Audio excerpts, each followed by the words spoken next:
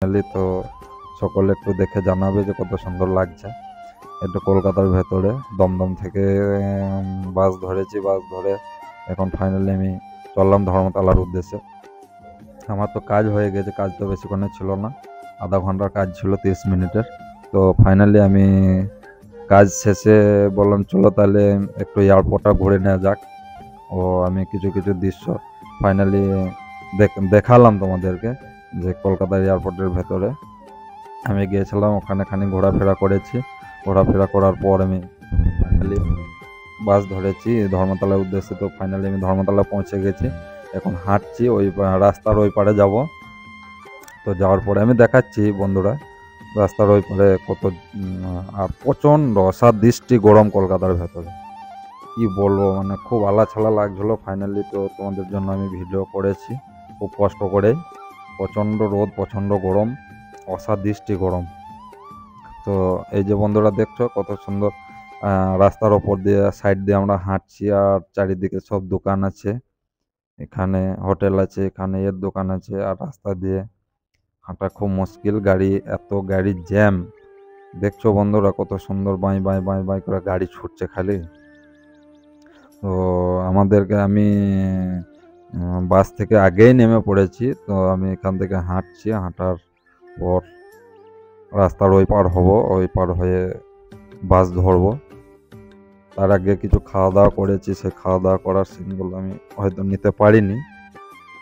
তো আগামী পরে আমি যখন যাব আবার কলকাতা, তখন আমি ফাইনালি সবটাই দেখানোর চেষ্টা করব কলকাতা, যে আমি কলকাতার ভেতরে কোথায় যাচ্ছি, কি করছি, কি কাজ করছি।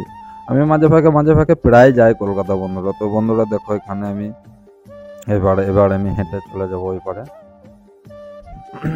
এখন আমি এই পারে আছি, এই যে বাস এলো। তো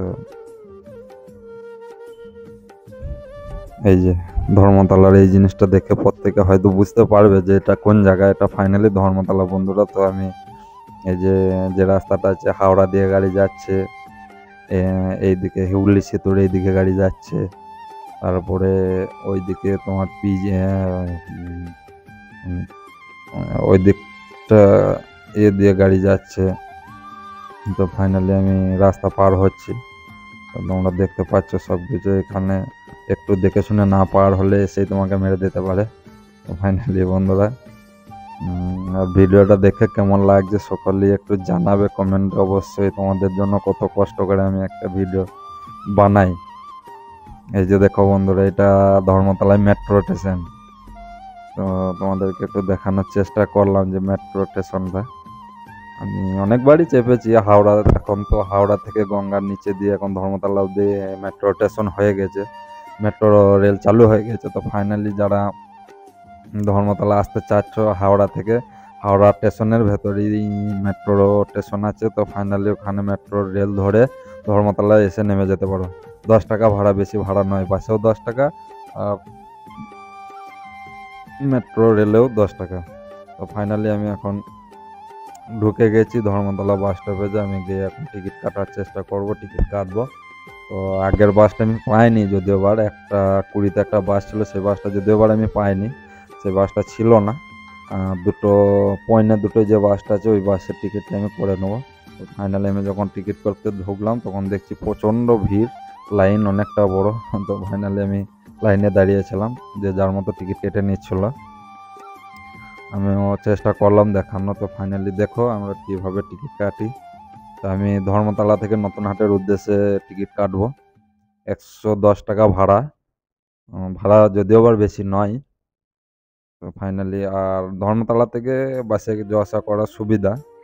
তো ফাইনালি আমার আগে একজন নিচ্ছে টিকিট, এ যাবে মুর্শিদাবাদ। তো এবার আমি এরপরেই টিকিটটা নেবো। আমি সবটাই দেখানোর চেষ্টা করছি বন্ধুরা। দেখো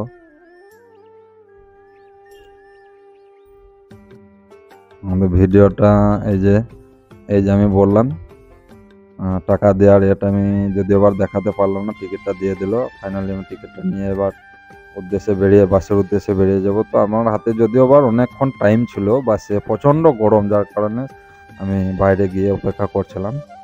তো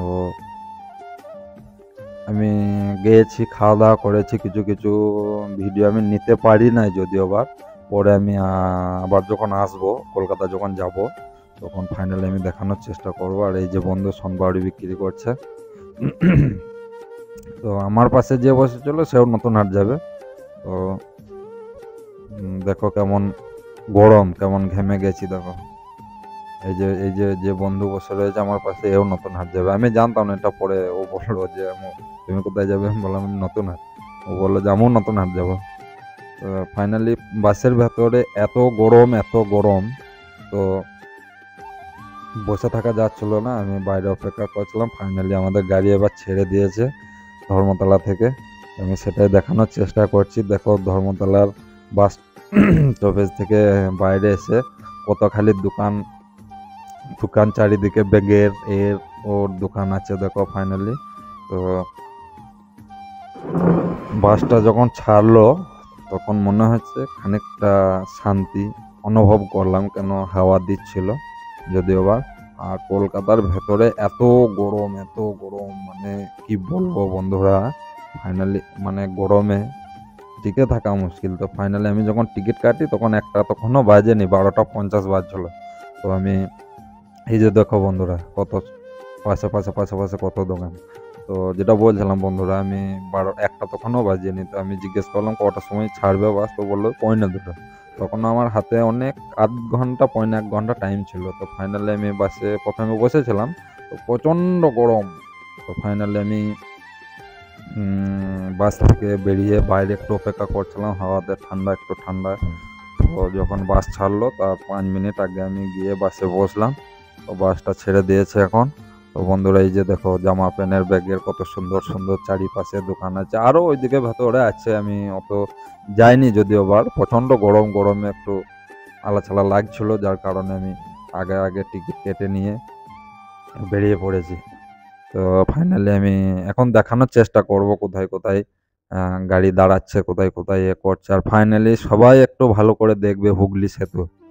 হুগলি সেতুটা আমি হয়তো যদিও বা ভালো করে তুলতে পারিনি। তো ফাইনালি আমি যতটা পেরেছি